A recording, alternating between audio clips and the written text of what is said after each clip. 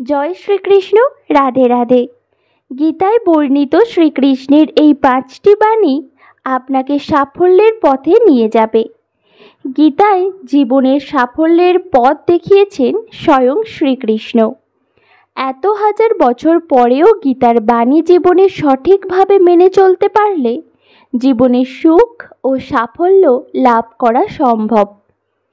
জেনে নিন গীতায় বর্ণিত শ্রীকৃষ্ণের 5টি বাণী।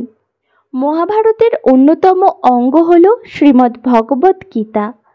কুরুক্ষেত্রের যুদ্ধ শুরু হওয়ার ঠিক আগে অর্জুন নিজের আপনজনদের বিরুদ্ধে যুদ্ধ করবেন না বলে ঠিক করে অস্ত্র নামিয়ে রাখেন। তখন শ্রীকৃষ্ণ তাকে জীবনের সঠিক দিশা দেখান, কর্তব্যের আসল অর্থ বোঝান। এত হাজার বছর পরেও গীতার বাণী আজও আমাদের জীবনে একইভাবে প্রযোজ্য ও উপযোগী।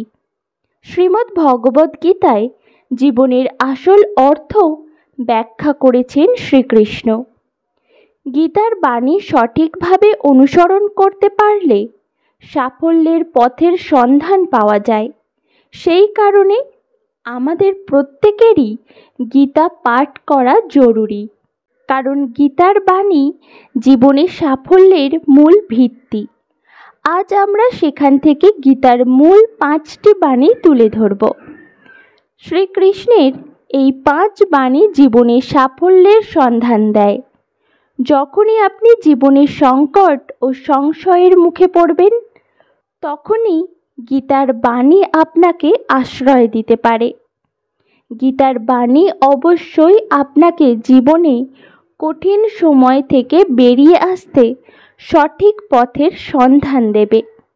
গীতার বাণী আপনার জীবনের সব সমস্যা দূর করে সুখী ও সাফল্যের দিকে নিয়ে যাবে। জেনে নিন গীতার এই 5 বাণীর কথা। জীবনে জন্মের মতো মৃত্যুও অবধারিত। গীতায় শ্রীকৃষ্ণ বলেছেন, যার জন্ম হয়েছে তার মৃত্যু হবেই। তাই মৃত্যুর কথা ভেবে আতঙ্কিত হওয়ার কিছু নেই, বা প্রিয়জনের মৃত্যুতে ভেঙে পড়াও ঠিক নয়। কোনো মানুষের সবাইকে সন্দেহের চোখে দেখার একটা প্রবণতা থাকে। কোনো কারণ ছাড়াই এরা সবাইকে সন্দেহ করেন। কিন্তু যারা অন্যকে সন্দেহ করে তারা জীবনে কখনো খুশি হতে পারেন না। অন্যকে সন্দেহের চোখে দেখলে সম্পর্কের ভালোবাসা ও পারস্পরিক আস্থা নষ্ট হয়ে যায়। তাই গীতায় শ্রীকৃষ্ণ অকারণ সন্দেহ ত্যাগ করার পরামর্শ দিয়েছেন। ঈশ্বর আপনাকে সব সমস্যা থেকে মুক্ত করতে পারেন। সেই কারণে সব সময় নিজের সব কাজে ঈশ্বরকে স্মরণ করুন।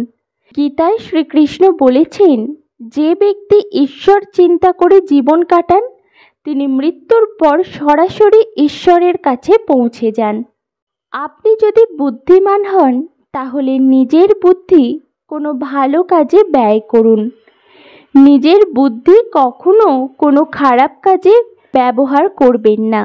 কোনো ষড়যন্ত্রে কখনো নিজেকে লিপ্ত করবেন না। স্বার্থহীনভাবে সমাজের ভালোর জন্য কিছু করুন। এর ফলে আপনি সমাজে যেমন মান সম্মান পাবেন, তেমনি নিজের মনে প্রসন্নতা অনুভব করবেন। গীতায় শ্রীকৃষ্ণ অর্জুনকে সব রকম আসক্তি থেকে মুক্ত হওয়ার পরামর্শ দেন। কারোর প্রতি অকারণ মুগ্ধতা কখনোই কাজের কথা নয়।